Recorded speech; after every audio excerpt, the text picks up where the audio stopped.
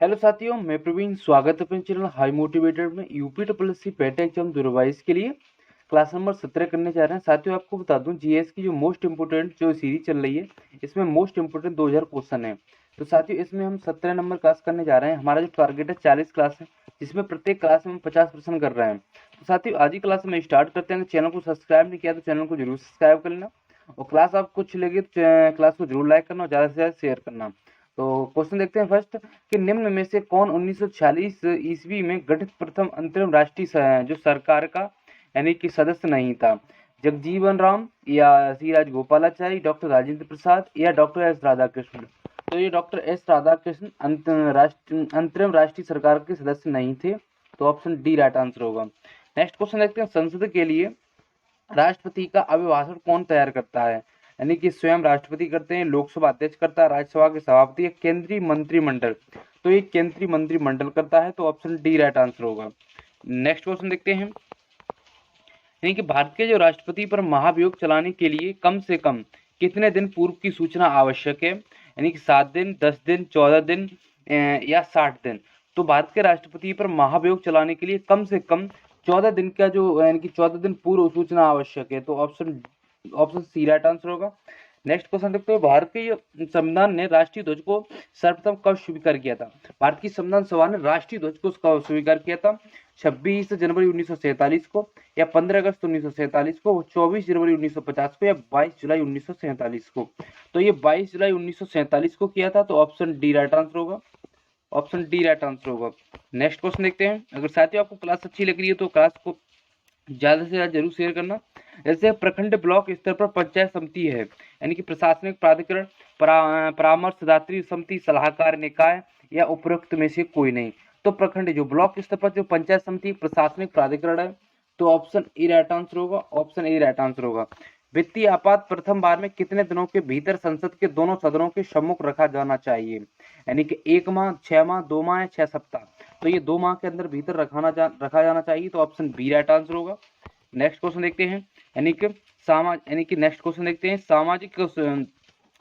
सामाजिक सुरक्षा एवं सामाजिक बीमा किस सूची का विषय है? केंद्रीय सूची, या राज्य सूची, समवर्ती सूची, अवशिष्ट शक्तियां? तो ये समवर्ती सूची का विषय है। तो ऑप्शन सी राइट आंसर होगा। ऑप्शन सी राइट आंसर होगा। नेक्स्ट क्वेश्चन देखते हैं, योजना आयोग का प्रस्ताव किसने और कब प्रस्तुत किया था? तो ये जॉन मथाई ने 1950 में प्रस्तुत किया था योजना आयोग का जो प्रस्ताव था। तो ऑप्शन ए राइट आंसर होगा। नेक्स्ट क्वेश्चन देखते हैं, वर्ष 1905 में, यानी कि वर्ष 2005 में सूचना का अधिकार जो परिपाटी में अग्रणी व्यक्ति कौन थे? यानी कि सुंदरलाल बहुगुणा, अरुणा रॉय, या राजेंद्र सिंह, या पीएन भगवती? तो ये अरुणा रॉय थे। तो ऑप्शन बी राइट आंसर होगा। नेक्स्ट क्वेश्चन देखते हैं, उत्तर पूर्वी राज्यों के दक्षिणी श्रेणी में अंतिम स्थान पर स्थित ब्लू माउंटेन का क्षेत्र है, यानी कि ब्लू माउंटेन का क्षेत्र है, तो ये मिजोरम का है। तो ऑप्शन बी राइट आंसर होगा। नेक्स्ट क्वेश्चन देखते हैं, निम्नलिखित में से किस देश में टुंड्रा वनस्पति नहीं है? बेलारूस, संयुक्त राज्य अमेरिका, या रूस, या कनाडा? तो ये बेलारूस नहीं है। तो ऑप्शन ए राइट आंसर होगा। ऑप्शन ए राइट आंसर होगा। नेक्स्ट क्वेश्चन देखिए, हिमालय पर्वत श्रेणी की सर्वाधिक ऊंचाई पर स्थित दर्रा कौन सी है? तो ये माना दर्रा है।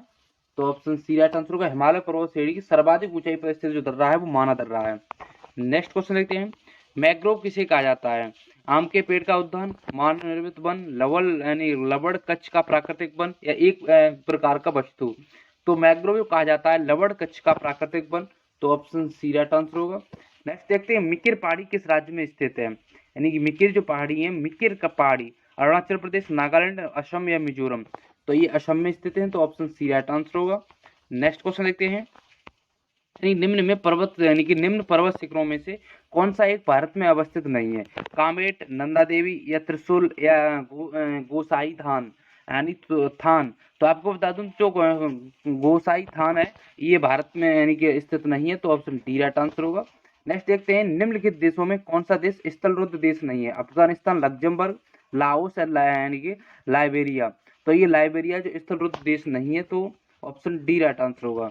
नेक्स्ट क्वेश्चन देखते हैं, यानी कि चितवन घाटी किस देश में स्थित है? यानी कि फ्रांस, यानी कि भारत, या नेपाल, या इटली? तो जो चितवन जो घाटी है ये नेपाल में स्थित है। तो ऑप्शन सी राइट आंसर होगा। नेक्स्ट क्वेश्चन देखते हैं, श्वेत रक्त कोशिका जो WBC अथवा कणिकाएं निम्नलिखित में क्या कार्य करती हैं? तो ये क्या करती है? तो रोगाणुओं का विनाश करती हैं। तो ऑप्शन सी राइट आंसर होगा। साथियों आपको बता दूं ये क्वेश्चन बहुत ही इंपॉर्टेंट है, इन्हें आप पूरा देखिए। जितनी भी हमने क्लासें करा दी हैं, लगभग हमारी 17 क्लासें, आज लगभग 20 क्लासें हो जाएंगी, क्योंकि प्रतिदिन हम 4 क्लासें दे रहे हैं, और जिसमें 200 इंपॉर्टेंट क्वेश्चन है। पूरे दिन में हम लगभग 50-50 क्वेश्चन देते हैं एक क्लास में, तो ये सारी क्लासें देखते रहिए। संसार का सर्वाधिक जनसंख्या वाला जो मरुस्थल कौन सा है? सहारा, गोबी, थार या यानी कि कालाहारी। तो संसार का सर्वाधिक जनसंख्या वाला जो मरुस्थल है तो ये थार है। तो ऑप्शन सी राइट आंसर होगा। नेक्स्ट क्वेश्चन देखते हैं, यानी हदीस क्या है? बंदोबस्त कानून, सल्तनत कालीन कर या मनसबदार दार या इस्लामिक कानून। तो हदीस एक इस्लामिक कानून है। तो ऑप्शन डी राइट आंसर होगा।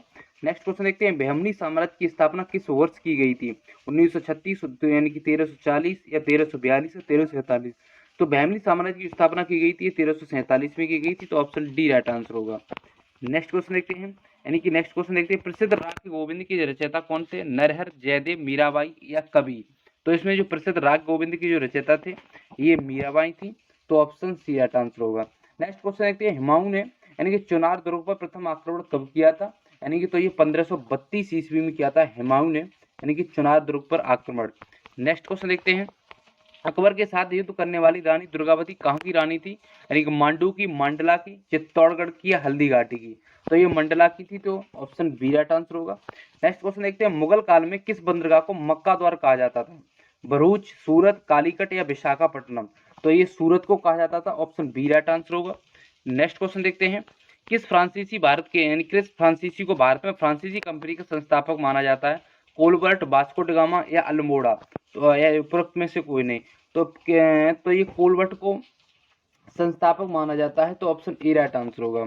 नेक्स्ट क्वेश्चन देखते हैं, निम्नलिखित में से किस राज्य के महाराजा के अंतिम में विद्रोह का नाटकीय जो प्रदर्शन यानी कि नाटकीय जो प्रदर्शन करने के बाद ही विलय पत्र हस्ताक्षर यानी कि किए? यानी कि हैदराबाद, भोपाल, जैसलमेर या जोधपुर। तो ये यानी कि जोधपुर की। तो ऑप्शन डी राइट आंसर होगा। नेक्स्ट क्वेश्चन देखते हैं, डेक्कन एजुकेशनल सोसाइटी की स्थापना निम्न में से किसने किया? जस्टिस रनारे, वीजी तिलक, दयानंद सरस्वती और लॉर्ड मैकाले। तो ये डेक्कन जो एजुकेशन सोसाइटी की स्थापना की ये बीजी तिलक ने की थी। तो ऑप्शन बी राइट आंसर होगा।